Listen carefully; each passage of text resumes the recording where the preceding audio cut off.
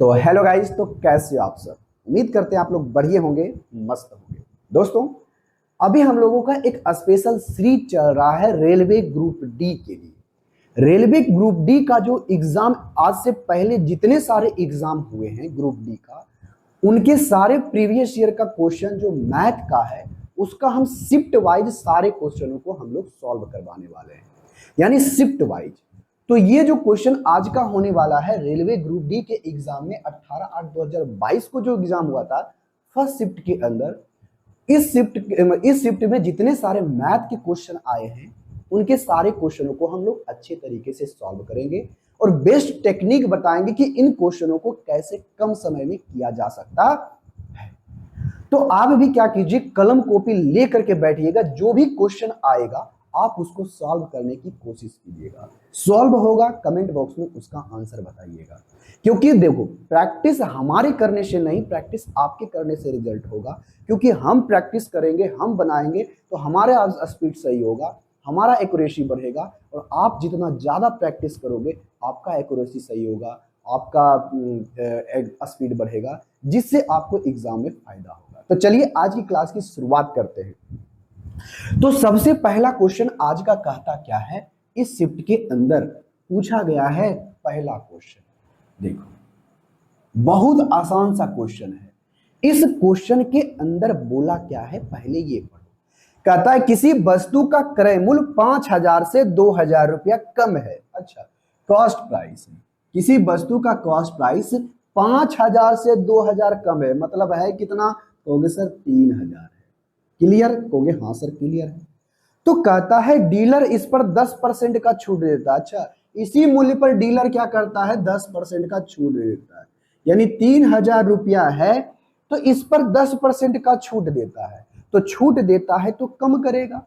तो 10, कोई भी चीज अपने आप में तो 100% होता है। तो 100% में अगर हम कर देंगे 10% घटा देंगे तो बचेगा कितना, 90%। और 90% को 9/10 लिखते हैं। आई होप ये सब बात आप पहले से जानते होंगे, परसेंटेज पढ़े होंगे, तो इसमें बहुत अच्छे तरीके से बताया गया होगा। अब उसके बाद कहता क्या है, अब रिटेलर खरीदा और इसे क्या करता है, अपने कॉस्ट प्राइस पर ही बेच दिया 5% के छूट पर। ओ, यानी इस दाम पर खरीदा, उसके लिए कॉस्ट प्राइस ये हो गया। अब इस पर 5% का छूट देता है, तो 5% को हम लोग क्या लिखते हैं, 1/20। यानी किसी वस्तु का कॉस्ट प्राइस 20 है तो उसको 1 कम करके बेचेगा, तो बेचेगा कितना में, 19/20। हो गया, कहोगे हाँ जी हो गया। क्लियर है, कहोगे हाँ जी क्लियर है। तो अब यहां से बात सुनो। अब यहां पर हम ज्यादा सबको सॉल्व करने वाले नहीं है, हम लोग यूनिट डिजिट देख करके ही हम सॉल्व कर लेंगे। ये 0 से ये 0 कट गया, 2 गो, कहोगे हाँ जी बिल्कुल सही। और 15 दूनी कितना हो गया, 30। देखो सबका यूनिट डिजिट क्या है, अलग अलग है। हम लोग यूनिट डिजिट मैच करेंगे। देखो 9 नमा 81, जो भी आएगा हमें पता नहीं। यूनिट डिजिट कितना आया, 1। और 5 गुना 1 करेंगे तो यूनिट डिजिट कितना आएगा, 5 आएगा। मात्र एक ही को ऑप्शन में है, ऑप्शन नंबर डी में, और यही आपका सही आंसर है। हम कह रहे हैं ना, आपको सबसे बेस्ट टेक्निक बताएंगे इन सारे क्वेश्चनों को सॉल्व करने के लिए। तो क्वेश्चन नंबर 1 हो गया। अब आते हैं क्वेश्चन नंबर 2 के ऊपर। यदि आपको पढ़ाने का तरीका स्लो नजर आता है, स्लो लग रहा है, तो क्या कीजिएगा, यूट्यूब पर एक फीचर है स्पीड करने का, आप थोड़ा सा इसका 1.25 कर लीजिएगा, जिससे थोड़ा सा स्पीड आपका बढ़ जाएगा। क्योंकि हम धीरे धीरे बताएंगे और अच्छे तरीके से बताएंगे और सभी बात को समझाते हुए भी चलेंगे।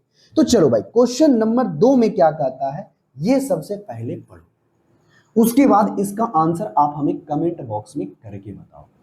कहता है क्या, अंडर रूट, देखो हम पूरा नहीं लिखेंगे, 1 माइनस कॉस बटे 1 प्लस क्या है, कॉस है। कोई दिक्कत, कहोगे नहीं सर कोई दिक्कत नहीं है। जब दिक्कत नहीं है तो हम लोग क्या करेंगे, इसको सॉल्व करेंगे। कैसे सॉल्व करेंगे, बहुत अच्छा, देखो 1 minus cos theta plus 1 minus cos theta बटे 1 प्लस कॉस थीटा का अंडर रूट है। हमें इसे क्या करना है, सॉल्व करना है। और इसको सॉल्व हम कुछ इस प्रकार से करेंगे, बहुत आसान तरीके से। ठीक है, कहोगे हाँ जी सर बिल्कुल सही है। इसको हम लोग कैसे सॉल्व करते हैं, ये देखो। तो किसी तरह से हमें रूट को बाहर निकालना है। क्या करना है, रूट को बाहर निकालना है।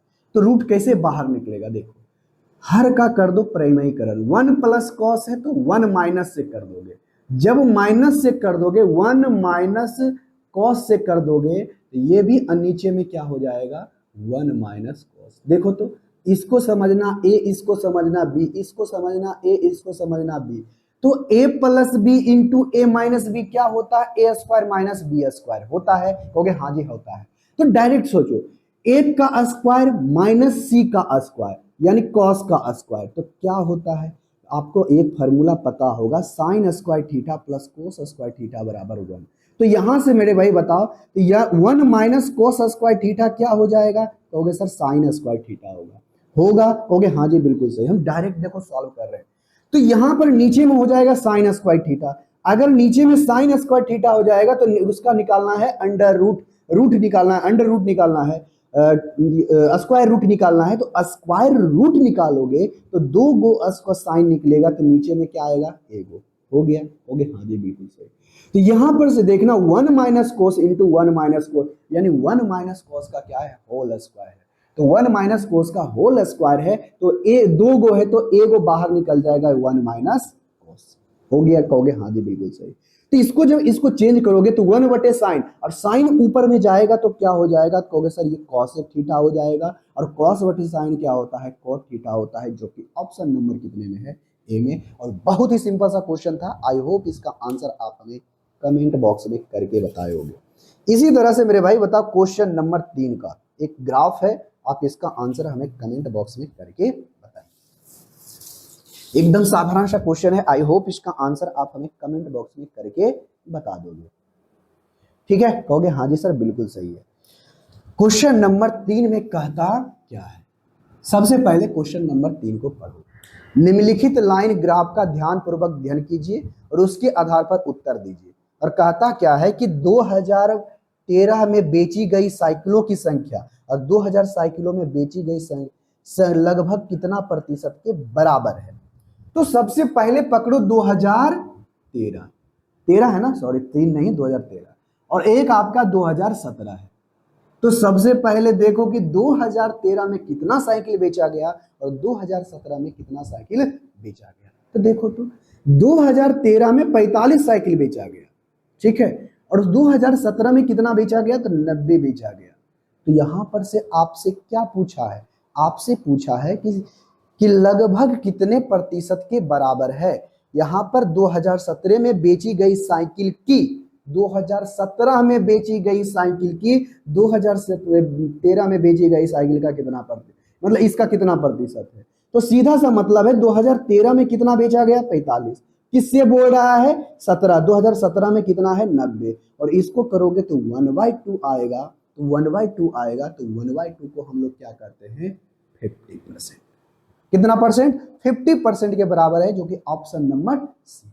किससे कंपेयर किया, तो कहा कि 2017 में बेची गई साइकिल की संख्या के कितने प्रतिशत के बराबर है, यानी इससे कितना प्रतिशत यानी 45 है, यानी 50% के बराबर है। बहुत सिंपल सा क्वेश्चन था, आई होप इसका आंसर आप हमें कमेंट बॉक्स में करके बताए होंगे। क्वेश्चन नंबर 4 देखो, हम बोल रहे हैं कि आप क्वेश्चन को बनाइए, कमेंट बॉक्स में इसका आंसर बताइए, क्योंकि प्रैक्टिस आपके करने से होगा ना कि हमारे प्रैक्टिस करने से। कलम कॉपी लीजिए, बनाइए, गलत बनता है सही है, एक बार गलत बनेगा 2 बार बनेगा, लेकिन धीरे धीरे हो सकता है थोड़ा लेट से बने, कोई घबराने की बात नहीं है। जितना ज्यादा प्रैक्टिस करोगे ना, अगर कहते हैं हम आपसे हम 40 गो प्रैक्टिस प्रीवियस ईयर का करवा देते हैं, तो 40 गो जिसमें आपका समय लगता था बनाने में अगर 20 से 30 मिनट लगता है, अगर इन 40 को कर लोगे ना, क्योंकि आपका प्रैक्टिस जब बढ़ जाएगा तो जहां 20 मिनट लगता था वहां आप कहते हैं 15 मिनट के अंदर आप सारे क्वेश्चन को बना लोगे मैथ का, ठीक है, कहोगे हाँ जी सर बिल्कुल सही। क्यों, क्योंकि प्रैक्टिस आपका बढ़ रहा है, ठीक है, कहोगे हाँ जी बिल्कुल सही है। अब आ जाओ क्वेश्चन नंबर 4 के ऊपर।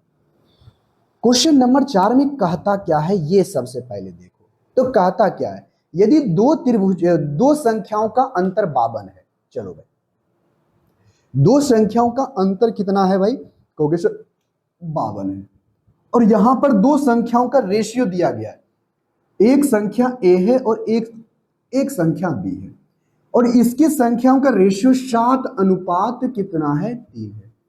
और यहां पर हमें संख्या निकालने की जरूरत नहीं है, डायरेक्ट हम रेशियो से ही कर लेंगे। दोनों का अंतर कितना दिया गया है 52, लेकिन यहां पर देखो तो यूनिट में ही देखो दोनों का अंतर कितने का है 4 का। तो कितना गुना कहोगे सर 13 चौके 52, 13। इसके बाद बताइए कि दोनों संख्याओं में सबसे बड़ी संख्या कौन सी है, तो सबसे बड़ी संख्या 7 है, इसका 13 गुना, तो 7 या 21। अच्छा 63 कितना होता है 63 91, जो कि ऑप्शन नंबर कितने में है डी में, यानी सबसे बड़ी संख्या कौन सी है 91। अगर वही पूछता कि सबसे छोटी संख्या कौन सी होगी, तो आप इसका 3 का 13 गुना 33 या 39 हो जाता, किसका सबसे छोटी संख्या का। उसी प्रकार से बताइए आप हमें क्वेश्चन नंबर 5 का सिंपल सा क्वेश्चन, आई होप इसका आंसर आप हमें कमेंट बॉक्स में करके बता दो। एक त्रिभुज है कि क्या क्या चीज देखो, एक त्रिभुज है आपका क्वेश्चन नंबर 5 में कहता है त्रिभुज का क्षेत्रफल ज्ञात कीजिए जिसकी भुजाएं 12 सेंटीमीटर 12 मीटर 14 मीटर और 16 मीटर है। तो कोई बात नहीं भाई, आप इसको 2-3 तरीके से सोच सकते हो, लेकिन आप जो जनरल तरीका सब बना रहे हो हम उसी तरीका से बता देते हैं। एक आपका 12 है, एक आपका 14 है, एक आपका क्या है 16 है। तो इसका आप हमें एरिया बताओ, तो इसका किसका फॉर्मूला लगाओ, हीरोन्स फार्मूला लगाओ डायरेक्ट। यहां से देखो, यहां से निकालोगे तो सबसे पहले हमें सेमी पेरीमीटर निकालना होता है, यानी एस का मान। तो सेमी पेरीमीटर क्या होता है, इन सभी का यानी पेरीमीटर का आधा, यानी परिमिति का आधा। इसके परिमाप निकालो, 10 10 20 10 कितना हो गया 30, और 30 10 40 2 कितना हो गया 42, और 42/2 करोगे तो कितना आएगा 21। आ गया, हो गया, हाँ जी बिल्कुल सही। कलम उठाने तक की जरूरत नहीं पड़ेगी ऐसे क्वेश्चन में। अब हमें एरिया निकालना है, जब एरिया निकालना है तो क्या होता है, कहोगे सर अंडर रूट होता है। अंडर रूट करो 21 गुना, ठीक है, कहोगे हाँ जी बिल्कुल सही है। तो 21 गुना हो गया, 21 गुना। अब क्या करोगे, सबसे पहले 21 में से 12 जाएगा, 21 में से 12 जाएगा तो घटाओगे तो क्या बचेगा 11, यानी 9 बचेगा। 9 लिख दो, गुना, तो गुना हो गया। उसके बाद क्या पूछता है 14 है, तो 14 जब घटाओगे 21 में से 14 घटाओगे तो क्या बचेगा 7 बचेगा। उसके बाद यहां पर से जब घटाओगे 14 हो गया, उसके बाद 16 घटाओगे तो कितना बचेगा, कहोगे सर ये 5 बचेगा। जब इसको बाहर निकालोगे, एरिया हम निकाल रहे हैं ना, कहोगे हाँ सर बिल्कुल सही है, हम लोग एरिया ही निकाल रहे हैं। जब एरिया निकाल रहे हैं, एरिया निकाल रहे हैं तो एरिया निकाल रहे हैं तो डायरेक्ट करो, बताओ इसमें 7 है, कहोगे हाँ जी 7 है, यहां भी 7 है, तो 7 बाहर निकल गया। 9 का वर्गमूल कितना होता है 3 होता है, लेकिन इसमें तो 3 है और ये तो निकल ही गया, ये भी निकल गया, इसमें 3 है और इसमें 5 है, अंडर रूट क्या क्या हो जाएगा 5 तिहाई 15, यानी 21 रूट आपका 15 होगा, जो कि ऑप्शन नंबर कितने में है सी। बहुत सिंपल सा क्वेश्चन था, आई होप इसका आंसर आप हमें कमेंट बॉक्स में करके बताए होंगे। चलो भाई, अब आ जाते हैं क्वेश्चन नंबर 5 हो गया है, क्वेश्चन नंबर 6 के ऊपर। मिटाने वाला कहां चला गया, क्वेश्चन नंबर 6।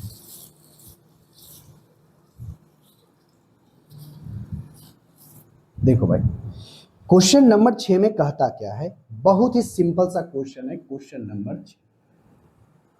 देखो यहां पर क्वेश्चन नंबर 6 में क्या कहता है कि 2.666 डॉट डॉट डॉट, ठीक है, प्लस में कहता है 2.777 डॉट डॉट।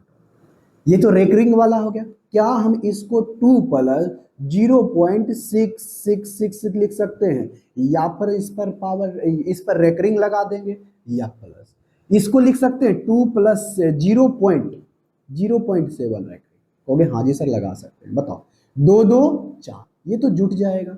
अब इसको जोड़ते, क्या हम इसको 6 बटे कितना लिख सकते हैं 9, कहोगे हाँ सर लिख सकते हैं।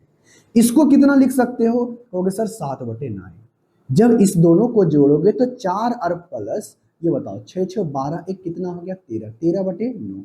जब बताओ 9 4 नाम 36, 36 और 13 करोगे तो 9 और 49 बटे कितना हो गया 9, जो कि ऑप्शन नंबर 1 में भी नहीं है, क्या ऑप्शन नंबर डी। बहुत सिंपल सा क्वेश्चन था, आई होप इसका आंसर आप हमें कमेंट बॉक्स में करके बताए होंगे। तो देखो भाई, आज क्वेश्चन नंबर 7 के ऊपर। क्वेश्चन नंबर 7 आपका टाइम एंड स्पीड से क्वेश्चन है। आई होप इसका आंसर आप हमें कमेंट बॉक्स में करके बताओगे। एकदम साधारण सा क्वेश्चन, कहते हैं इसका हम सबसे बेस्ट तरीका बताएंगे सॉल्व करने का, बहुत कम समय में सॉल्व कर सकते हो ऐसे क्वेश्चन को। क्वेश्चन नंबर 7, सबसे पहले हम आपके कमेंट का इंतजार करेंगे कि आप कमेंट कीजिए। क्यों? क्योंकि बहुत सिंपल सा क्वेश्चन है। कहता है एक ट्रक 60 किलोमीटर प्रति घंटा की चाल से शहर पी से क्यू तक जाती है। अच्छा, पी से क्यू तक जाती है, कैसे? ये पी है और ये आपका क्यू है, तो ये जाती है कितना किलोमीटर प्रति घंटा? जाती है 60 किलोमीटर प्रति घंटा। और कहता है और उसी मार्ग पर 100 किलोमीटर प्रति घंटे की चाल से यहां से क्या करता है, पी तक वापस आती है। अच्छा, इधर से ये लौटता कितना है?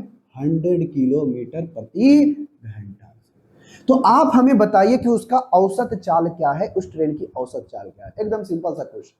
आपका 2 स्पीड दिया है, औसत चाल बराबर क्या हो जाएगा?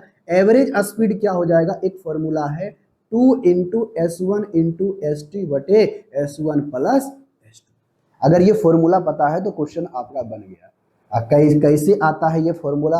अगर आप हमारे बेसिक क्लास देखिएगा टाइम एंड स्पीड का, हम उन सारे क्वेश्चनों को, इन सारे फॉर्मूला को अच्छे तरीके से हम आपको बता चुके हैं। तो देखो भाई, यहां पर से डायरेक्ट रखना, तो 2 गुना 60 गुना कितना हो जाएगा? कहोगे सर 100। पहला स्पीड 60 किलोमीटर, दूसरा स्पीड 100 किलोमीटर प्रति घंटा। S1 प्लस S2 मतलब 100 प्लस 60 कितना होगा? 160। जीरो से जीरो हमारा कट गया। अब यहां से देखो, यहां से लगाते हैं, ये कितना होगा? 8 दूनी 16। कितना हो जाएगा? 8 दूनी 16। अब यहां से लगाते हैं 4 से, 15 चौके 60, ये 2 हो जाएगा, ये कितना हो जाएगा? 5, और 15 पचे 75 किलोमीटर प्रति घंटा, जो कि ऑप्शन नंबर कितने में है? सिंपल सा क्वेश्चन था, सिर्फ फॉर्मूला लगाओ, क्वेश्चन आपका क्या होगा? बन जाएगा। बहुत सिंपल सा बात है। देखो, तो यहां पर से कहता है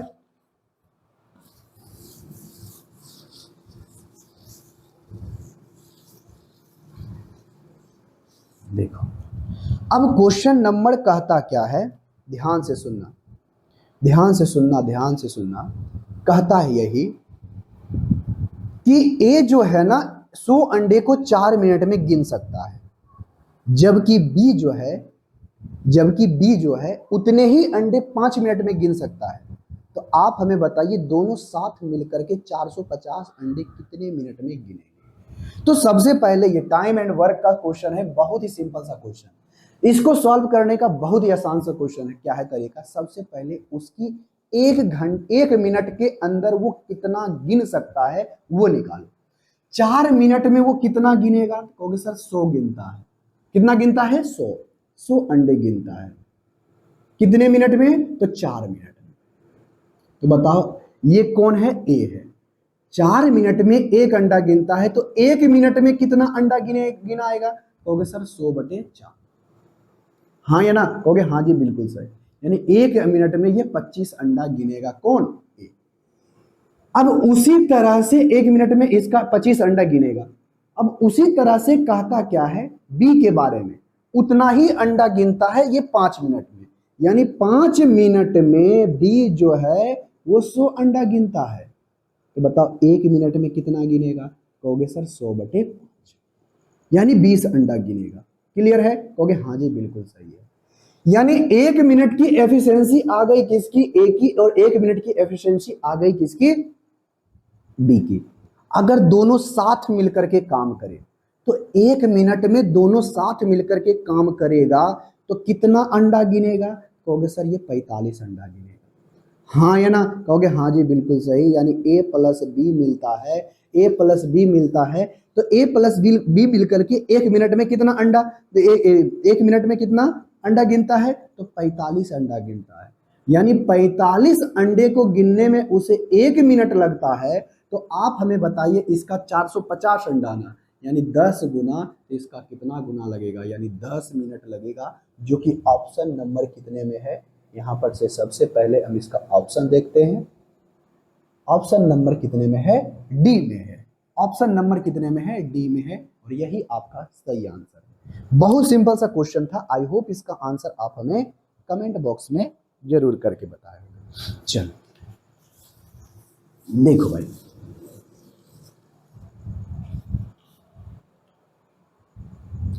तो देखो कहता क्या है, क्वेश्चन नंबर 9, ये आ गया एज से संबंधित क्वेश्चन। तो कहता क्या है कि वर्तमान समय में मेरे पिता की आयु मुझसे 25 वर्ष अधिक है। चलो, अगर मेरा उम्र 1 यूनिट है तो किसका, एक मान लेते हैं एक लड़का है, एक बॉय है, उसके फादर है। देखो ये बी है बॉयज और ये उसका फादर है। तो कहता है क्या, कहता है यही कि मेरा जो उम्र है ना, मेरा उम्र अगर 1 है तो पिता की उम्र जो है 1 + 25 है अभी नाउ, अभी के समय में। ठीक है, कहोगे हाँ जी सर बिल्कुल सही।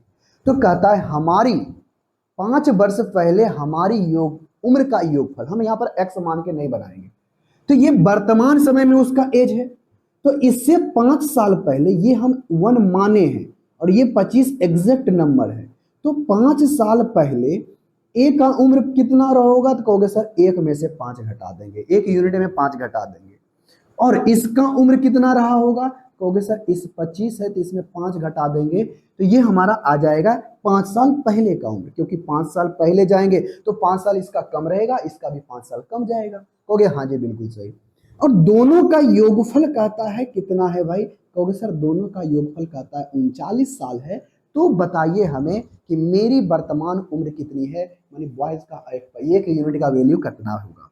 देखो ये कितना हो गया भाई, कहोगे सर ये 20 हो गया, 20 में से फिर 5 जाएगा तो कितना बचेगा, कहोगे सर 15 होगा। तो 15 होगा और 2 यूनिट, ये 2 यूनिट है, 2 यूनिट हो गया ये, और 15 यानी 39 में से आप 15 जब घटाओगे तो कितना आएगा, कहोगे सर 4 आएगा, यानी 2 यानी 24 आएगा। कितना आएगा, 24। 2 यूनिट का वैल्यू 24 है तो 1 यूनिट का वैल्यू कितना आ जाएगा, तो कहोगे सर 12 आ जाएगा। और हमें इसी का वैल्यू चाहिए, अभी हमारी उम्र कितनी है, 12 साल है, जो कि ऑप्शन नंबर बी में है। बहुत ही सिंपल सा क्वेश्चन था। आई होप इसका आंसर आप हमें कमेंट बॉक्स में करके बताए होंगे। चलो अब अगला क्वेश्चन, क्वेश्चन नंबर 10, इसका आंसर आप हमें कमेंट बॉक्स में करके बताइए। बहुत ही सिंपल एवं साधारण सा क्वेश्चन। कहोगे हाँ सर बिल्कुल सही है। ये क्वेश्चन नंबर 10 इतना आसान सा क्वेश्चन है, क्योंकि इससे और आसान क्वेश्चन तो हो ही नहीं सकता है क्वेश्चन नंबर 10। ठीक है, कहोगे हाँ जी सर बिल्कुल सही है।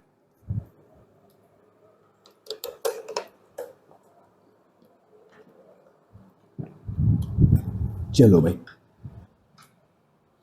क्वेश्चन नंबर 10 में कह रहा है क्या, सबसे पहले क्वेश्चन नंबर 10 पढ़ो और इसका आंसर आप हमें कमेंट बॉक्स में करके बताओ, क्योंकि फिर से बोल रहे हैं प्रैक्टिस आप जितना ज्यादा करोगे आपके लिए फायदा है, और हम जितना प्रैक्टिस करेंगे वो फिर हमारी अच्छी होगी, ना कि आपकी। और आपको अच्छा प्रैक्टिस करना है, आपको स्कोर करना है, तो खुद से प्रैक्टिस करना पड़ेगा।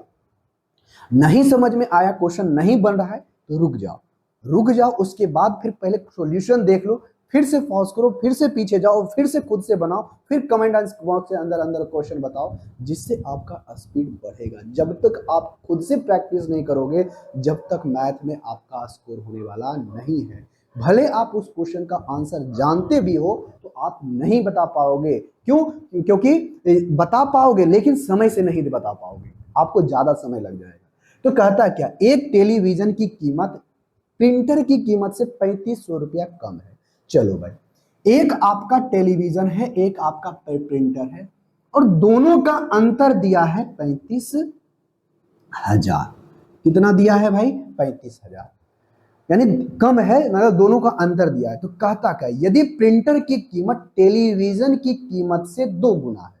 अच्छा, प्रिंटर की जो कीमत है ना, टेलीविजन की कीमत का प्राइस हम यहां पर लिख देते हैं, ये हमारा प्राइस है।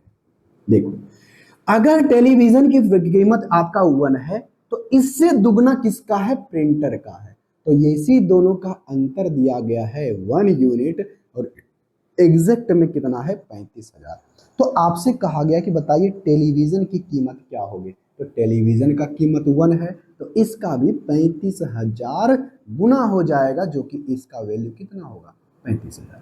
तो अगर आप बताइए, ये तो टेलीविजन का कीमत हो गया 35,000, अगर आपसे पूछता कि बताइए प्रिंटर का कितना होगा, कहोगे सर 2 का भी हम कर देंगे 35,000 गुना, तो 35 दूना 70, 70,000, जो कि यहाँ पर नहीं दिया गया है, नहीं पूछा गया, लेफ्ट से पूछा गया टेलीविजन का, तो आपका यही आंसर होगा।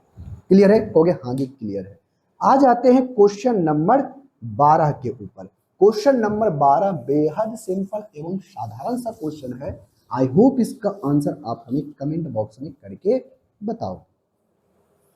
देखो भाई, यहां पर बोला क्या गया है कि 10 सह अभाज्य संख्याओं में से किसी समुच्चय का क्या है महत्तम समापवर्तक, किसी भी समुच्चय का, यानी किसी भी आपका कोई भी कोटि बन रहा है तो उसका महत्तम समावर्तक क्या होगा। देखो भाई, एकदम सिंपल सा क्वेश्चन है, इतना आसान सा क्वेश्चन है ना। जैसे कोई नंबर मान लेते हैं 13 है और एक आपका 20 है, तो ये दोनों एक दूसरे का क्या है, को प्राइम है, क्या है, सह अभाज्य संख्या है। और किसी भी सह अभाज्य संख्या का जो HCF आता है, क्या आता है, HCF आता है, वो हमेशा 1 होता है। ये बात आपको जाननी चाहिए। अब किसी भी को प्राइम को ले लो जिसका को प्राइम नंबर 2 गो नंबर है और 2 को प्राइम नंबर है, वो दोनों एक दूसरे के को प्राइम है, एक दूसरे को नहीं काटता है, मतलब सह अभाज्य संख्या है, तो उसका HCF हमेशा कितना आएगा, 1 आएगा। आप लिख करके रख लो, जो कि ऑप्शन नंबर में इसका आंसर क्या है, ए, हमेशा क्या आएगा, 1 आएगा।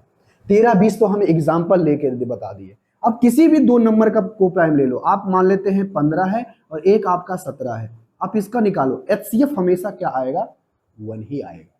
ठीक है? कहोगे हाँ जी बिल्कुल सही। तो आ जाओ क्वेश्चन नंबर 13 के ऊपर। क्वेश्चन नंबर 13 बेहद सिंपल एवं साधारण सा क्वेश्चन। आई होप इसका आंसर आप हमें कमेंट बॉक्स में करके बताओगे। कहोगे हाँ सर बिल्कुल सही है, हम इसका आंसर आपको कमेंट बॉक्स में करके बताएंगे, क्योंकि नहीं करके बताएंगे तो हमारी प्रैक्टिस तो हो नहीं रही है। अब देखते हैं भाई क्वेश्चन नंबर 13। क्वेश्चन नंबर 13 में कहता क्या है, सबसे पहले ये पढ़ो। क्वेश्चन नंबर 13 में ये कहा गया है कि 0.486 है। अच्छा, 0.0486 है और इसको भागा देना है, प्लस नहीं है भागा है, प्लस नहीं क्या है, भागा है 0.002 से। जब इसको हटाओगे, दशमलव हटाओगे तो 3 को खत्म हो जाएगा, नीचे में 10 बच जाएगा। ठीक है? कहोगे हाँ जी बिल्कुल सही है। इससे ये खत्म, इससे ये खत्म, 2 दूनी 4, 4 दूनी 8, 3 दूनी 6। अब 10 से भागा दोगे तो कितना आ जाएगा, कहोगे सर 10 से भागा देंगे तो 24.3 आ जाएगा, जो कि ऑप्शन नंबर कितने में है, ए। बहुत ही सिंपल सा क्वेश्चन था। आई होप इसका आंसर आप हमें कमेंट बॉक्स में करके बताए होंगे। अब आ जाते हैं क्वेश्चन नंबर 14 के ऊपर। सबसे पहले इसका आंसर आप हमें कमेंट बॉक्स में करके बताइए कि इसका आंसर क्या होगा। इससे और आसान सा क्वेश्चन तो हो ही नहीं सकता है, किसका, रेशियो का। क्योंकि देखो रेलवे के एग्जाम में मैथ इतना आसान आसान पूछता है, इतना आसान आसान पूछता है कि जो इसका हद ही नहीं है। ठीक है? क्योंकि रेलवे के मैथ में कुछ है ही नहीं। आप सिर्फ थोड़ा सा भी मेहनत मैथ में कर लोगे ना, तो रेलवे के एग्जाम में मैथ में कहीं भी दिक्कत नहीं होगा।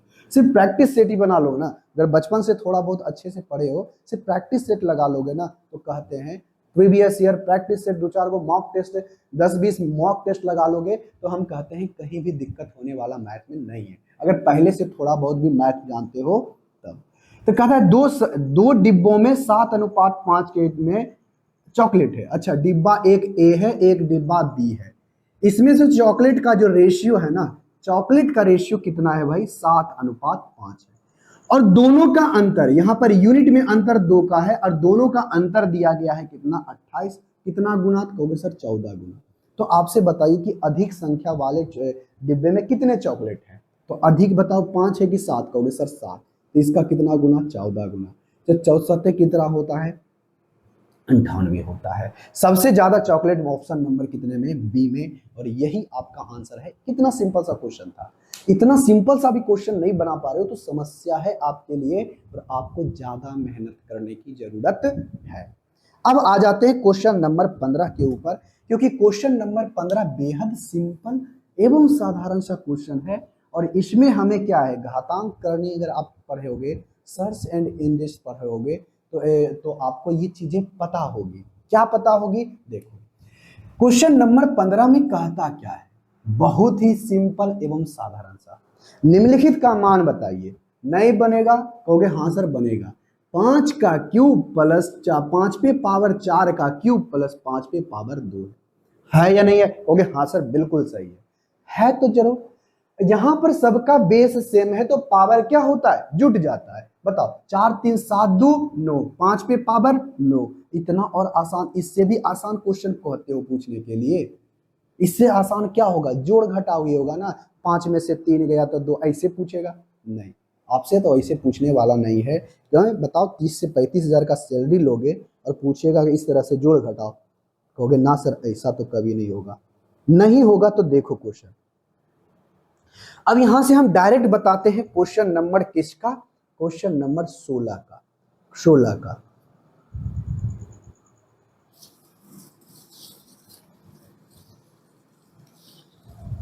चलो यहां से क्वेश्चन नंबर 16 का आंसर आप हमें कमेंट बॉक्स में करके बताओ। कितना सिंपल सा क्वेश्चन है क्वेश्चन नंबर 16। देखो रेशियो में हम आपको डायरेक्ट यूनिट में करके बताएंगे, डायरेक्ट यूनिट में करके बताएंगे। अगर आपको रेशियो का थोड़ा सा भी कंसेप्ट पता होगा तो अगर आपको थोड़ा सा भी कंसेप्ट पता होगा ना तो आपको एक चीज तो पता होगा, अगर रेशियो जो है तो रेशियो से कोई भी चीज बाहर आता है तो उसके साथ एक क्या आता है? वेरिएबल आता है, एक चर संख्या आता है, चर आता है। तो चर आता है क्यों? क्योंकि रेशियो किस नंबर का एग्जैक्ट है हमें पता नहीं होता है, इसके लिए एक कांस्टेंट आ जाता है, इस कांस्टेंट कहते हैं वेरिएबल आ जाता है। तो वेरिएबल को जब आ जाता है तो दो रेशियो को जब गुना करते हैं तो वेरिएबल का स्क्वायर हो जाता है। क्या होता है? स्क्वायर। अगर 3 रहता है तो क्यूब हो जाता है। अगर नहीं पता है तो रेशियो का चैप्टर का हमारे प्लेलिस्ट पर पड़ा होगा, आप वहां से देख सकते हो। नहीं देख सकते हो तो देखो डायरेक्ट हम यहां पर से। अच्छा चलो दोनों तरीका ही बता देते हैं। सबसे पहले हम आपको बेसिक तरीका ही बताते हैं। तो 3 संख्या मान लेते हैं ए बी और सी है जिसका रेशियो 5:6:8 है। जब इसको बाहर निकालोगे तो a बराबर 5x, b बराबर कितना होगा? 6x और c बराबर क्या होगा? 8x। देखो हम आपको x यहां पर लिख करके बता रहे हैं लेकिन हम डायरेक्ट सॉल्व करने का टेक्निक भी बताएंगे। देखो जब कहता है कि गुना, अच्छा स्क्वायर किया जाता है, a हो गया b हो गया, a बराबर 5x, b बराबर, इसको रेशियो से बाहर निकल गया, हो गया? हाँ जी निकल गया। तो कहता है इसके स्क्वायर का योगफल, स्क्वायर का योगफल कितना है? 1250। लेकिन इसके स्क्वायर का योगफल करोगे तो कितना है? तो 25 एक्स स्क्वायर। जब इसको स्क्वायर करोगे तो कितना होगा? 6 6 36 x square plus 8 8 64 x square होगा। अरे हो जाएगा? तो कहोगे हाँ जी बिल्कुल सही। तो बताओ ये कितना हो गया? तो कहोगे सर 36 और 64 कितना होगा? 100, और 100 और 25 कितना हो गया? 125। यानी एक्स स्क्वायर का वैल्यू आ गया कितना? एक्स स्क्वायर जो हो जाएगा 125 के बराबर यानी 1250। कितना हो गया? कहोगे सर 10। तो यहां पर से एक्स स्क्वायर का वैल्यू क्या आया? 10 आया। लेकिन आपसे पूछेगा एक्स का वैल्यू क्या आएगा? कहोगे सर √10 आएगा, आएगा ना। लेकिन आपको एग्जाम में इतना करने की जरूरत नहीं है, हम डायरेक्ट आपको रेशियो ही बताएंगे। देखो यहां पर क्या है? X square. जब एक्स का मान आया तो √रूट निकालेंगे। हम डायरेक्ट हम यूनिट से ही करेंगे, इतना हमें एक्स लिखने की जरूरत नहीं है। एग्जाम में इस तरह से नहीं करेंगे हम लोग। कैसे करेंगे? डायरेक्ट सोचो क्या कहता है? इसके वर्गों का योगफल दिया है 1250, 1250। तो इसका जब स्क्वायर करेंगे तो 5 5 25। तो इसका मन में ऐसे सोचेंगे, इसके साथ एक मल्टीप्लाइंग फैक्टर आता है यानी वेरिएबल आता है गुणक के रूप में, जो गुणक के रूप में आएगा स्क्वायर करेंगे तो ये भी स्क्वायर हो जाएगा। जब ये इसको करेंगे तो 36, इसके साथ भी मल्टीप्लाइंग फैक्टर आता है, गुणक आता है, जो अगर स्क्वायर करेंगे तो ये भी स्क्वायर हो जाएगा। और इसको जोड़ने पर 64 जोड़ने पर ये इसमें भी आएगा, तो इसको जोड़ने पर हो जाएगा 125 25। ये 125 जब निकालेंगे तो इसका कितना गुना? 10 गुना। एक यूनिट का वैल्यू 10 है। यहां पर से एक यूनिट का वैल्यू कतई मत समझना कि एक यूनिट का वैल्यू 10 नहीं, ये एक्स स्क्वायर का वैल्यू 10 है। तो यहां से एक यूनिट का जो वैल्यू होगा ना ये होगा 10√, होगा। क्यों? क्योंकि यहां पर जो एक्स स्क्वायर का वैल्यू 10 आया था, लेकिन यहां पर क्या होगा? एक्स का हमें मान चाहिए तो √रूट हमारा 10 होगा। तो एक यूनिट का वैल्यू कितना आया? कहोगे सर एक यूनिट का वैल्यू आया यानी एक्स का वैल्यू आया 10। तो यहां पर से कहता है कि यदि संख्या का गुणनफल ज्ञात करें। अच्छा, गुणनफल ज्ञात करना है, क्या गुणा करना है? गुणनफल ज्ञात करना है। तो आता है गुणा करने के लिए? कहोगे हाँ जी बिल्कुल सही। जब इसको गुणा, अच्छा बाहर निकालोगे तो इसके साथ तो एगो आएगा ही वेरिएबल, जो मल्टीप्लाइंग फैक्टर इसको कहते हैं। जब इसको गुणा करोगे तो 5 6 के 30 और 8 जो ये 200 कितना हो गया? 40। तो सुनो बात, इसके में भी x, इसमें भी x और इसमें भी x। x गुना x क्या होगा? x क्यू होगा। लेकिन x का वैल्यू कितना है? Under root. जब इसको गुना करोगे तो q हो जाएगा, तो q हो जाएगा तो एक 10 बाहर, अंडर रूट कितना होगा? 10। कहोगे हाँ जी बिल्कुल सही। तो ये हो जाएगा हमारा 2400 अंडर रूट 10 होगा, जो कि ऑप्शन नंबर कितने में है? डी। कितना सिंपल सा क्वेश्चन था। आई होप इसका आंसर आप हमें कमेंट बॉक्स में करके बताए होंगे। अरे 6 5 30 24, ठीक है, यहां से आ गया। अब यहां पर से देखना क्वेश्चन नंबर 17 में हम थोड़ा सा कलम से हम सही कर दिए हैं, लेकिन वैसे नहीं करना चाहिए था। चलो बात, सबसे पहले क्वेश्चन नंबर 17 देखो और आंसर बताओ कि कौन सा ऑप्शन सही है या कौन सा ऑप्शन गलत है। पहले चेक करके बताना है। चलो, क्वेश्चन नंबर 17 में क्या कहता है? कहता यही है कि यदि दो समांतर रेखाओं को एक तिर्यक रेखा क्या करती है? प्रतिच्छेदित करती है, तो कौन सा विकल्प अनिवार्य रूप से सही नहीं है? सही नहीं है। तो देखो, आपको एक अच्छे तरीके से पता होगा, अगर 9 क्लास आप पढ़े होगे, 8 क्लास पढ़े होगे, तो वहां पर बताया गया होगा, 7 क्लास में भी बताया होगा। यदि दो रेखाएं समांतर होती है, दो रेखाएं समांतर होती है, अगर एक रेखा उसे तिरछी काट दे तो उसके संगत कोण आपस में क्या होते हैं? बराबर। तो चलो, पहला क्या कहता है? शीर्षाभिमुख्य कोण, कोण युग्म दोनों कोणों का मान समान होता है। तो चलो, शीर्षाभिमुख्य कोण आपस में क्या होता है? बराबर। शीर्षाभिमुख्य कोण क्या होता है? बराबर। शीर्षाभिमुख्य कोण क्या होता है? बराबर। शीर्षाभिमुख्य कोण क्या होता है? बराबर। यदि दो लाइनें एक दूसरे को इंटरसेक्ट किया तो आमने सामने का कोण क्या होता है? बराबर। पहला तो सही हो जाएगा। अब कहता है तिर्यक रेखा के एक ही ओर बने कोणों का योगफल माप कितना होता है? यहां पर बोला है समान। यहां पर बोला है कि यहां पर बना कोण और यहां पर बना कोण आपस में बराबर होता है। ये बात बिल्कुल क्या है? गलत है। एक ही ओर बने दोनों, एक ही देखो, एक तिर्यक रेखा खींचा गया है, दो समांतर रेखा है, एक ही ओर बने कोण का जो वैल्यू होता है 180 डिग्री होता है। कैसे होता है वो आप अच्छे तरीके से जब बेसिक क्लास पढ़ोगे ना, तब वहां पर बताए भी होंगे कि कैसे होता है 180।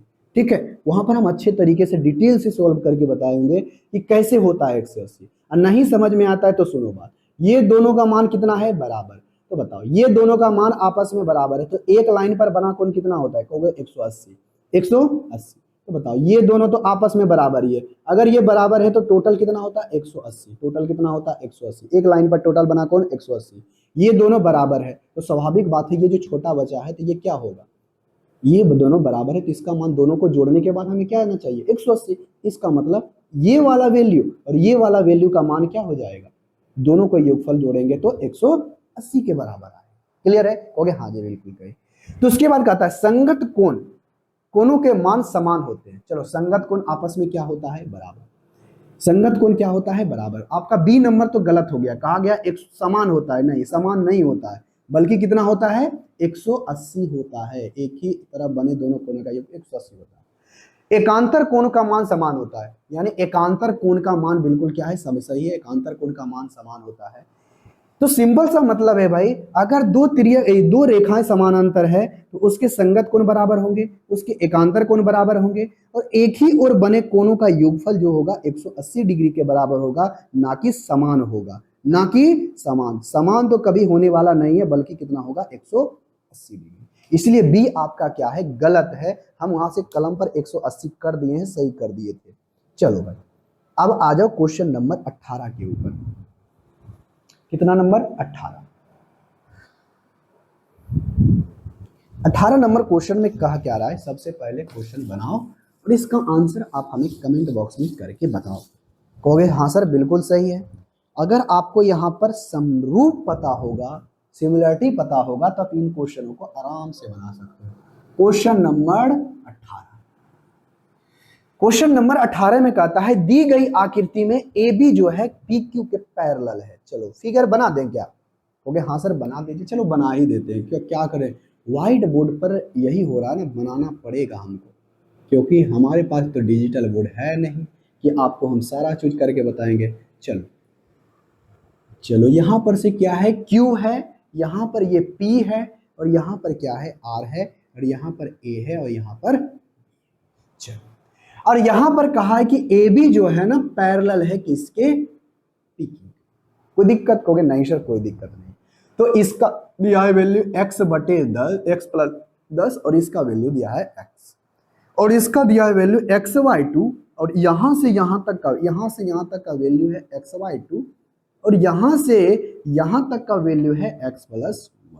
तो आप हमें बताइए कि x का मान क्या होगा, x का मान पूछा है, देखो तो PQ का मान पूछा है, सॉरी PQ का, इसका मान PQ बराबर क्या होगा। तो देखो तो अगर ये दोनों आपका पैरेलल है तो ये ट्रायंगल आपको बड़ा वाला दिखाई देगा होगा, कौन सा, बड़ा वाला देखो तो ट्रायंगल, आप यहां से शुरुआत करते हैं, कहां से शुरुआत करें, अच्छा चलो यहीं से शुरुआत करते हैं।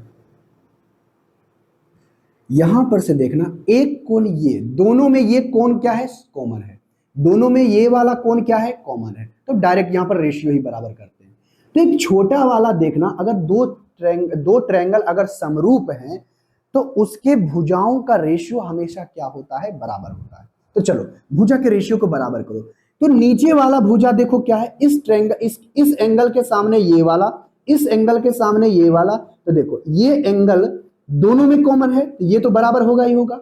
उसके बाद ये दोनों पैरेलल है, तिर्यक रेखा है, तो इसके संगत कोण आपस में क्या होंगे, बराबर।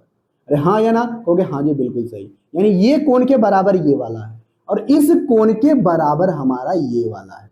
कोई दिक्कत, कहोगे नहीं सर कोई दिक्कत नहीं। तो आप यहां से देखो, इस कोण के सामने ये भुजा छोटा वाला में देख रहे हैं x, और इसी कोण के बड़ा वाला में देखो क्या है, कहोगे सर x + 10 है, बराबर, रेशियो क्या हो जाएगा, बराबर, यानी नीचे वाला लिए हैं तो नीचे वाला। अब हमें इसमें तो लेने से कोई फायदा तो है नहीं, क्यों, क्योंकि सारा डेटा तो नीचे वाला में दिया गया है, तो इसके सामने छोटका वाला में देखना, क्योंकि सबसे पहले छोटका वाला को लिखे, तो ये क्या है, x/2 है ना, x/2, कहोगे हाँ जी बिल्कुल सही। तो इसके सामने बड़ा वाला देखो, ये बड़ा वाला टोटल है ना, यहां से लेकर के यहां तक है, यहां से लेकर के यहां तक है, तो यहां से छोटा जैसा x + 2 है, और ये कितना है, x/2 है, ये x + 1 है, तो जिसको जब जोड़ोगे x/2 + x + 1, जब इसको जोड़ोगे तो 3x + 2 बाय क्या होगा, 2 ना हो जाएगा, कहोगे हाँ जी बिल्कुल सही, ये x हो जाएगा, ये 2x हो जाएगा, और ये प्लस में 2 हो जाएगा, ठीक है, 3x/2, ये कितना होगा भाई, 3x + 2 बाय क्या हो जाएगा, 2, जिससे 2 से 2 हमारा कट गया। जब ये कट जाएगा तो x बटे x + 10 बराबर क्या होगा, कहोगे सर x बटे 3x अब क्या होगा, 2, तो x से x कट गया, डायरेक्ट सॉल्व करते हैं, देखो डायरेक्ट जब सॉल्व करेंगे ये कहां जाएगा, उधर, तो 2x बराबर हमारा क्या आ जाएगा, कहोगे सर ये 8 आ जाएगा, x बराबर हमारा क्या आ गया, 4। तो हमें चाहिए वैल्यू किसका, x का नहीं बल्कि PQ का। तो जब इसका x के मान का 4 रखोगे तो 4 + 10 कितना होगा, 14, जो कि ऑप्शन नंबर 1 में भी है, हाँ 1 में है। कोई दिक्कत, कहोगे नहीं सर। कितना आसान सा क्वेश्चन था, आई होप इसका आंसर आप हमें कमेंट बॉक्स में करके बताए होंगे।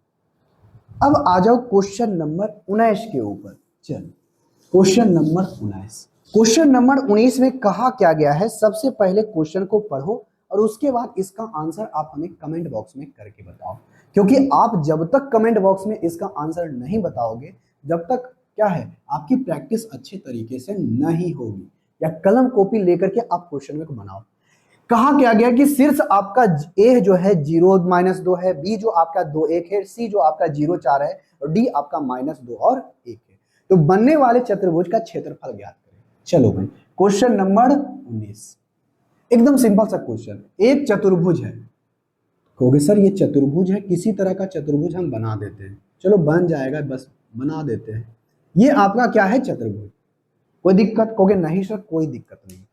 चतुर्भुज का पॉइंट दे दिया गया, हम रखते हैं A B C and D, और A का पॉइंट दिया है 0 और -2, b का जो वैल्यू दे दिया गया है 2 और 1, c का जो वैल्यू दे दिया गया है 0 और 4, और d का जो वैल्यू दे दिया गया है आपके क्वेश्चन में लिखा हुआ होगा, आपको लिखने की जरूरत नहीं है। तो आप हमें बताइए इसका एरिया क्या होगा। निकाल सकते हो एरिया? कहोगे हाँ जी बिल्कुल सही, हम निकाल सकते हैं।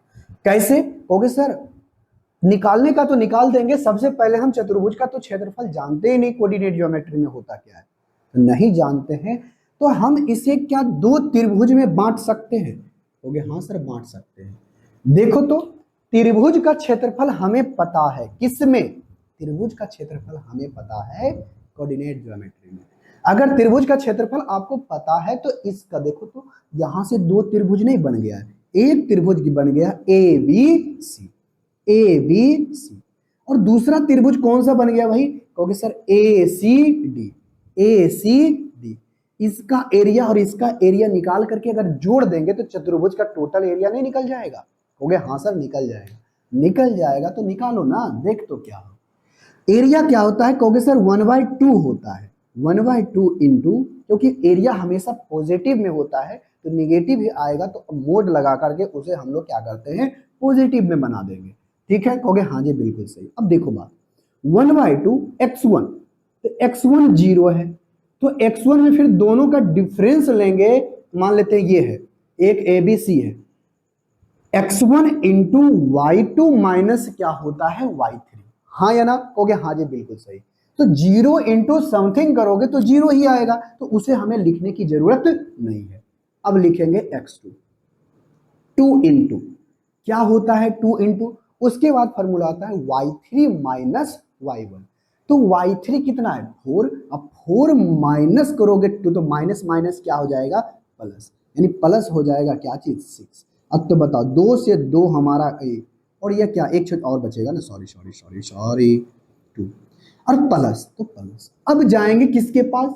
x3 के पास, 2 हो गया 3, x3 0 है, और 0 में फिर डिफरेंस करके कुछ भी गुना करेंगे तो 0 ही आएगा, तो हमें इसको लिखने की जरूरत नहीं है। तो 2 से 2 हमारा कट गया, तो आया कितना? कहोगे सर 6 आया, मतलब नीचे वाला का एरिया आ गया 6। अब हमें बताना है इसका, तो यहां से भी देखोगे तो यहां पर एक ट्रायंगल नजर आया? कहोगे हाँ जी। इसका एरिया निकाल करके इस दोनों को जोड़ देंगे तो टोटल एरिया पता चल जाएगा? कहोगे हाँ जी पता चल जाएगा। तो फॉर्मूला लगाओ, क्वेश्चन बन जाएगा। देखो यहां से होगा क्या 1/2, फिर से करो, इसको मानो x1, x1 गुना फिर y, x1 into y2 minus y3 करेंगे, यानी 0 इंटू समथिंग करेंगे तो 0 ही आएगा, फिर इसके पास जाएंगे तो 0, यानी x2 में 0 इंटू फिर कुछ डिफरेंस रखेंगे तो 0 ही आएगा। अब यहां पर क्या है माइनस का 2 इंटू क्या होता है, ये हो जाएगा x3 होता इंटू होता है y1 माइनस y2, यानी -2 गुना माइनस क्या होगा 4, ओ माइनस क्या होगा 4, -2 - 4 क्या होगा, -2 - 4 माइनस का 6, माइनस माइनस क्या हो जाएगा प्लस, और ये क्या हो जाएगा माइनस माइनस क्या हो जाएगा प्लस, दोनों जुड़ जाएगा 6, 6 दूनी कितना होगा 12, और 12 हो जाएगा, यानी 6 दूनी कितना होगा 12, अरे नहीं होगा 12? कहोगे हाँ जी बिल्कुल सही 12 होगा, यानी 2 से 2 हमारा ये कट गया, तो यहां पर से एरिया क्या आ गया 6, मतलब इसका भी एरिया हमें क्या देखने के लिए मिला 6 ही देखने के लिए मिला, तो टोटल एरिया हमारा कितना आ गया? कहोगे सर इसका 6 इसका 6, टोटल एरिया 12, जो कि ऑप्शन नंबर कितने में है, बी में है, और यही आपका सही आंसर है। बहुत ही सिंपल सा क्वेश्चन था, आई होप इसका आंसर आप हमें कमेंट बॉक्स में करके बताए हो। बहुत ही सिंपल सा क्वेश्चन था।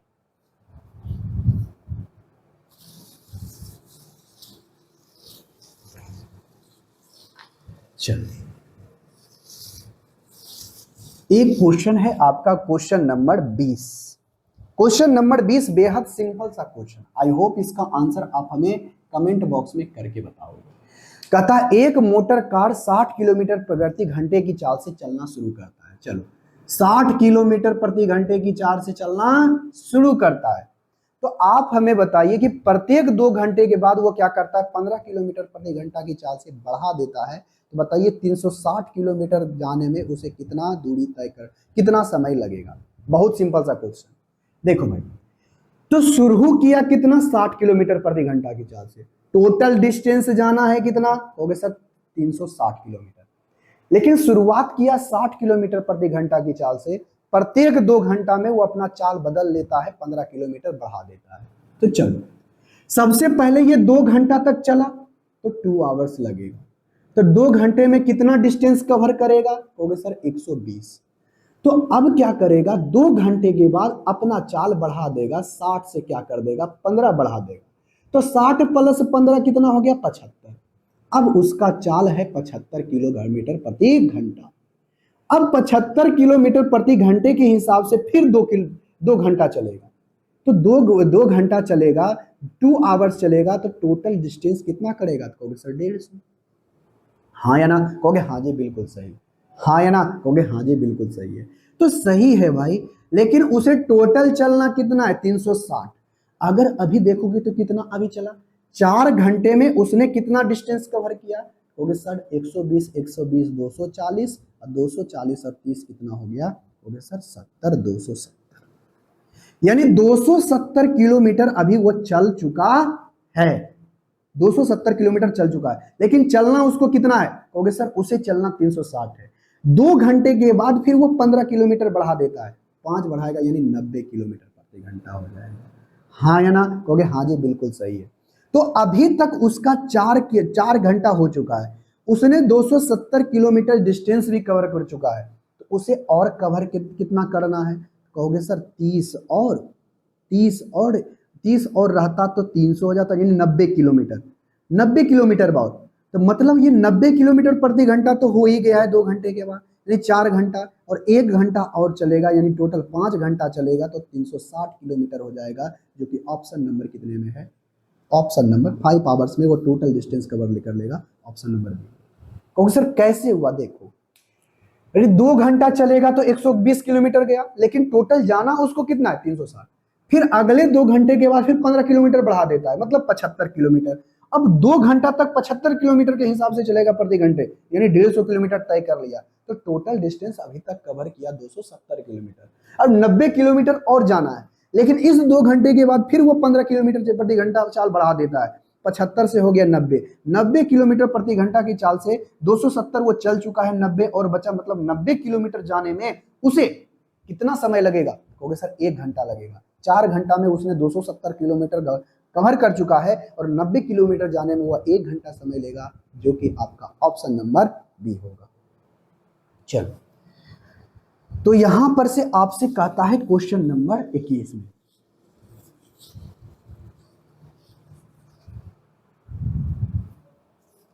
चलो क्वेश्चन नंबर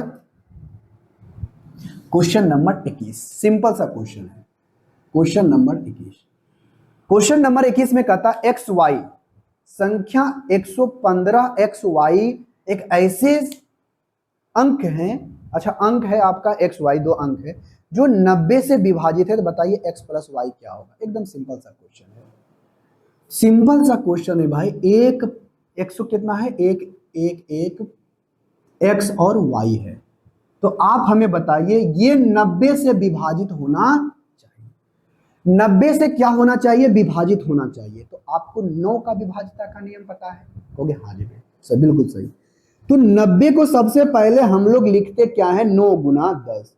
तो वैसी संख्या जो 9 से भी कटे और 10 से भी कटे, तो 10 से कटने के लिए यहां पर एक अंक आपका क्या होना चाहिए? 0, यानी पीछे का एक अंक क्या होना चाहिए? 0, यानी y का मान 0 होगा, ये तो फिक्स है। यहां पर x का मान क्या होना चाहिए जिससे आपका क्या है? 90 से पूरी तरह से विभाजित हो जाए। तो यहां पर सबसे पहले देखते हैं, जो संख्या 10 से भी कटे और 9 से भी कटे, यानी लास्ट में 0 होगा तो वो संख्या कट जाएगा। लेकिन देखो 3 1 2 और 2 और 5 कितना होता है? 2 और 5 7 होता है। अगर यहां पर 2 हो जाए, यहां पर 2 हो जाए, 9 हो जाएगा, तो ये संख्या 9 से भी कट रही है और ये संख्या 10 से भी कट रही है, यानी दोनों से कट रही है, तो वह आपका क्या होगा? 90 से कटेगा। मतलब x के जगह पर यहां पर क्या होना चाहिए? 2, क्योंकि अंकों का योगफल अगर 9 से कट रहा है तो वह संख्या 9 से विभाजित होती है। तो 9 से विभाजित होती है मेरे भाई, 9 से विभाजित होती है। यहां पर देखो तो 7 तो हो रही है, 2 ही रहेगा ना, कहोगे बिल्कुल सही है। तो x के जगह 2 रखो, y के जगह 0 रखो, इस दोनों का योगफल कितना आएगा, 2 आएगा, जो कि ऑप्शन नंबर कितने में है, डी। सिंपल सा क्वेश्चन था। आई होप इसका आंसर आप हमें कमेंट बॉक्स में करके बताए हो। आ जाओ क्वेश्चन नंबर 22 के ऊपर। कितना सिंपल सा क्वेश्चन है, आई होप इसका आंसर आप हमें कमेंट बॉक्स में करके बता दोगे। देखो भाई क्या बोला है क्वेश्चन नंबर 22। अच्छा, एक वस्तु का मार्क प्राइस, अच्छा इतना रुपया अंकित मूल्य है, मार्क प्राइस दे दिया गया। इतना सिंपल सा क्वेश्चन है, और ये भी क्वेश्चन नहीं बनता है तो आपके लिए क्या है, तैयारी ना करने की जरूरत है। ठीक है, नहीं बनता है तो मत ही करो तैयारी। क्यों? क्योंकि इससे और आसान क्वेश्चन हो ही नहीं सकता है। और वो साड़ी को बेचा कितना में, सेलिंग प्राइस, तो सेलिंग प्राइस कितना है भाई, 9441, यही है ना, कहोगे हाँ जी बिल्कुल सही। तो आप हमें बताइए डिस्काउंट कितना दिया। तो आपको पता है कि डिस्काउंट किस पर देते हैं, सेलिंग प्राइस पर, मार्क प्राइस पर। तो मार्क प्राइस पर देते हैं, तो मार्क प्राइस यहाँ पर कितना है, 10,490। डिस्काउंट कितना दिया, तो कहोगे सर डिस्काउंट दिया, अगर 9 रहता तो 50 हो जाता, 50 रहता तो फिर क्या हो जाता 500, और 500 500 1000, यानी 500 कितना हो गया, इतना, और इधर 400 कितना हो जाएगा, 90, 14 के 4 यानी 1000 कितना हो जाएगा, 1000 कितना हो जाएगा भाई, 1049 कितना हो जाएगा, कहोगे सर 1/10, और 1/10 कितना होता है 10%, यानी 10% का डिस्काउंट, जो कि ऑप्शन नंबर, ठीक है, कहोगे हाँ जी बिल्कुल सही। बहुत सिंपल सा क्वेश्चन था। ऐसे क्वेश्चनों को भी आप नहीं बनाते हो तो समझ लो आपकी तैयारी बिल्कुल क्या है, 0। तो अब आपसे पूछा गया है कि आप हमें बताइए, चलो भाई क्वेश्चन नंबर 23 में कहा क्या है। सबसे पहले क्वेश्चन नंबर 23 पढ़ो, उसके बाद इसका आंसर आप हमें कमेंट बॉक्स में बताओ। कहता क्या है क्वेश्चन नंबर 23 में, देखो बोला गया है x² माइनस 12x प्लस के बराबर आपका 0 है। अगर एक मान आपका 3 है तो बताइए कि दूसरा मान क्या होगा। एकदम सिंपल सा क्वेश्चन है। आपको पता होगा कि यहां पर 2 वैल्यू आते हैं किसके, अगर द्विघात समीकरण सॉल्व करते हो तो आपको अल्फा प्लस बीटा बराबर पता है, यानी मूलों का योग पता है, कहोगे हाँ जी पता है। तो अल्फा प्लस बीटा बराबर क्या होता है, -b/a। अरे हाँ या ना, कहोगे हाँ जी बिल्कुल सही है। अगर b/a आता है, एक होता है अल्फा इंटू बीटा बराबर क्या होता है, कहोगे सर c/a। कोई दिक्कत, कहोगे कोई दिक्कत नहीं। जहां पर b होता है कोफिशिएंट ऑफ x और a होता है कोफिशिएंट ऑफ x², जहां c होता है कांस्टेंट, कोई दिक्कत, कहोगे नहीं सर कोई दिक्कत नहीं है।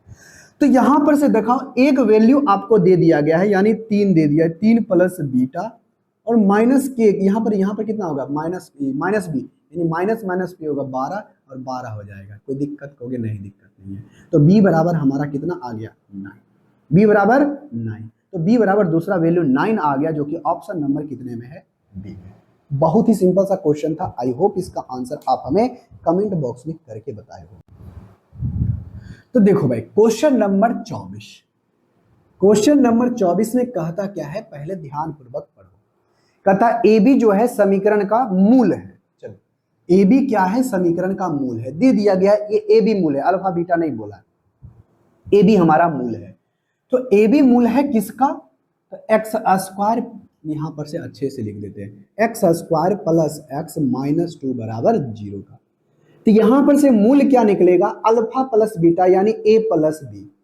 अल्फा प्लस बीटा बराबर क्या होगा, कहोगे सर अल्फा प्लस बीटा बराबर होता है, अल्फा प्लस बीटा बराबर ये होता है, क्या होता है, कहोगे सर -b/a। यहां पर से b क्या है, 1, 1/1, यानी a प्लस बी बराबर क्या आया, माइनस, और अल्फा इंटू बीटा यानी a इंटू बी बराबर क्या होगा, कहोगे c/a, यानी -2/1, यानी माइनस का। कोई दिक्कत, कहोगे कोई दिक्कत नहीं। लेकिन कहता एक नया समीकरण ज्ञात कीजिए जिसका मूल जो है ना, एक मूल, यानी अल्फा बराबर a ये दिया गया है और बीटा बराबर ये आपका a इंटू बी है। तो आप एक नया समीकरण बनाइए। तो a प्लस बी करोगे तो क्या होगा, डायरेक्ट करते हैं, देखो नीचे का एलसीएम आएगा a इंटू बी, अब बटे क्या होगा, a प्लस बी। तो a प्लस बी का वैल्यू आया -1 और इसका a इंटू बी का वैल्यू आया -2, बराबर क्या होगा, 1/2। यानी अल्फा का मान आ गया दूसरे समीकरण का। और निकालते हैं अल्फा इंटू बीटा बराबर क्या है, तो कहोगे सर अल्फा इंटू बीटा यानी बी है यहाँ पर कितना माइनस का 2। ऐसे ही कहा गया एक है, एक मूल आपका 1/a प्लस 1/b है और दूसरा मूल आपका 1b है।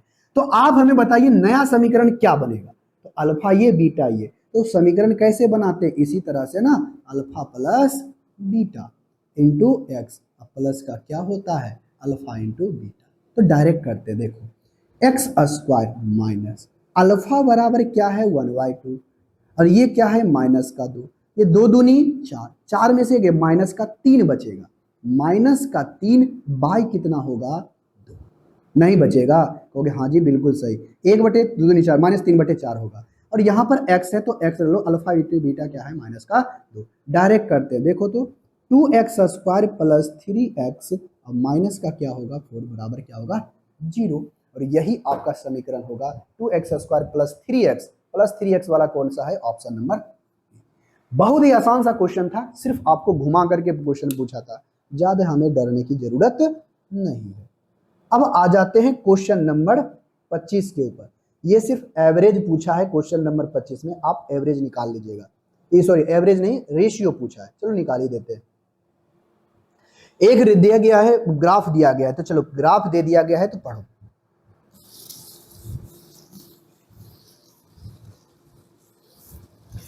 जनवरी फरवरी मार्च और अप्रैल, यहां पर महीना लिखा हुआ है कोई बात नहीं।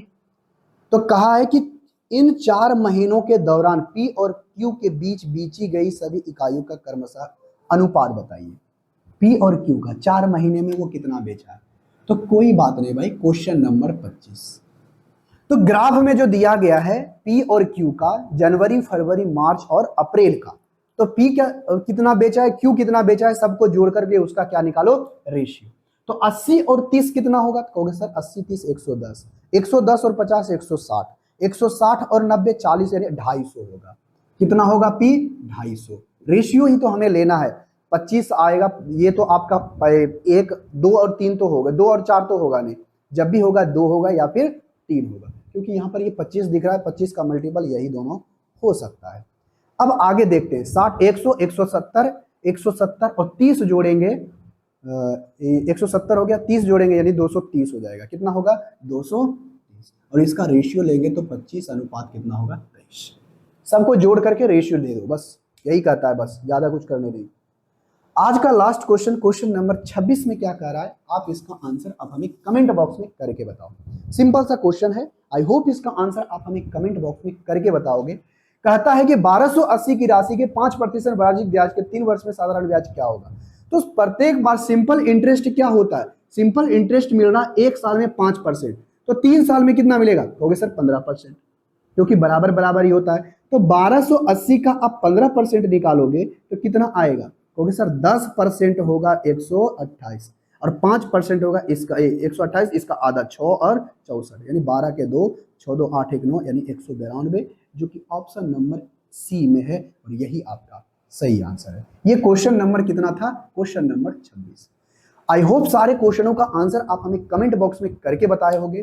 तो मिलते हैं एक नए क्लास में फिर से एक नए क्वेश्चन सीट के साथ, प्रीवियस क्वेश्चन के साथ। तब तक के लिए take care, bye bye bye bye. मिलते हैं नेक्स्ट वीडियो में, तब तक के लिए टेक केयर, बाय बाय।